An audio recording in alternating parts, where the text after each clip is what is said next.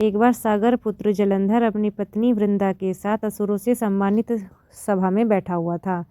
तभी गुरु शुक्राचार्य आए। उनके तेज से सभी दिशाएं प्रकाशित हो गई। गुरु शुक्राचार्य को देखकर सागर पुत्र जलंधर सारे असुर उठकर उनका आदर करने लगे, प्रणाम किया। गुरु शुक्राचार्य ने सबको आशीर्वाद दिया। फिर जलंधर ने उन्हें एक दिव्य आसन पर बैठाया और फिर सबने आसन ग्रहण किया। फिर सागर पुत्र जलंधर ने उनसे विनम्रतापूर्वक पूछा, हे गुरुजी, आप हमें यह बताने की कृपा कीजिए कि राहु का सिर किसने काटा था। इस पर दैत्य गुरु राहु शुक्राचार्य ने विरोचन पुत्र हिरण्यकश्यपु और उसके धर्मात्मा पुत्र का परिचय देकर देवताओं और असुरों द्वारा समुद्र मंथन की कथा को संक्षेप में सुनाते हुए बताया कि जब समुद्र से अमृत निकला उस समय देव रूप बनाकर राहु भी निकल पानी पीने बैठ गया था। इस पर इंद्र के पक्षपाती भगवान विष्णु ने राहु का सिर कट डाला। अपने गुरु के मुख से इस प्रकार के वचन सुनकर जलंधर के क्रोध पर सीमा नहीं रही। उसके नेत्र लाल हो गए। फिर उसने अपने धसमर नामक दूत को बुलाया और उसे शुक्राचार्य द्वारा सुनाया हुआ वृत्तांत सुनाया। तत्पश्चात उसने धसमर को आज्ञा दी कि तुम शीघ्र ही इंद्रपुरी में जाके इंद्र को मेरी शरण में लाओ। धसमर जलंधर का बहुत आज्ञाकारी व निपुण दूत था। वह जल्द ही इंद्र की सुधर्मा नामक सभा में पहुंचा और जलंधर के तीनों शब्दों में दसेंद्री इंद्र से बोला, वह देवता धाम तुमने समुद्र मंथन क्यों किया और मेरे पिता के समस्त रत्नों को क्यों लिया? ऐसा करके तुम्हें अच्छा नहीं किया। यदि तुम अपना भला चाहते हो तो उन सब रत्नों देवताओं के साथ मेरी शरण में आ जाओ, अन्यथा मैं तेरे राज्य को नष्ट कर दूंगा। इसी कारण मैंने उन सब के रतन हरण कर लिए। इंद्र बहुत विस्मित हुआ और कहने लगा, पहले मेरे भय से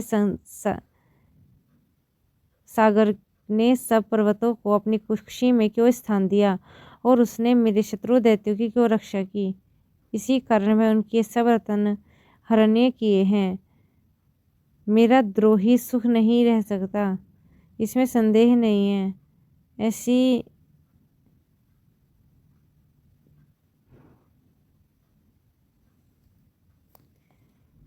और देवताओं पर विजय प्राप्त करने के लिए उन्होंने उद्योग आरंभ किया। पाताल से करोड़ों दैत्य उनके पास आने लगे। शुंभ निशुंभ आदि करोड़ों सेनापतियों के साथ जलंधर इंद्र से घोर युद्ध करने लगा। शीघ्र ही इंद्र के नंदन वन में उसने अपनी सेना उतार दी। अमरावती छोड़कर उनसे युद्ध करने लगा। असुरों के द्वारा आचार्य शुक्र अपनी मृत संजीवनी विद्या से देवगुरु बृहस्पति और द्रोणागिरी से औषधि लाकर जिलाते रहे।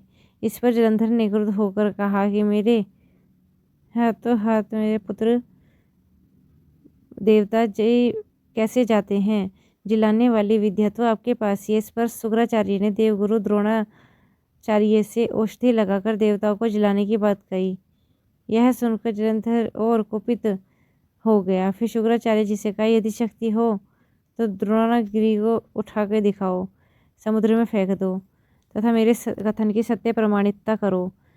इस प्रकार जलंधर कुपित होकर जल्द ही द्रोणागिरी में पर्वत के पास पहुंचा और अपनी भुजाओं से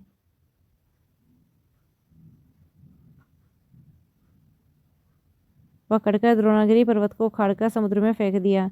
यह तो भगवान शंकर का तेज था, इसमें जलंधर की कोई विचित्रता नहीं थी।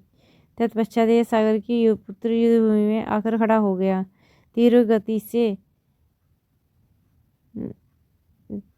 गति से लगे देवताओं का संहार करने लगा। जब द्रोणाचार्य जी औषधि लेने गए तो द्रोणाचल को खड़ा हुआ शून्य पाया। वह भयभीत हो देवताओं के पास है और कहा, युद्ध बंद कर दो, जलंधर को अब जीत नहीं सकोगे। पहले इंद्र और शिव जी का अपमान किया था। सुनकर सेवता युद्ध में जय की आशा त्याग कर इधर उधर भाग गए और सिंधु सुत निर्भय हो अमरावती में घुस गया। इंद्र आदि सब देवताओं ने गुफाओं में शरण ली। राधे राधे।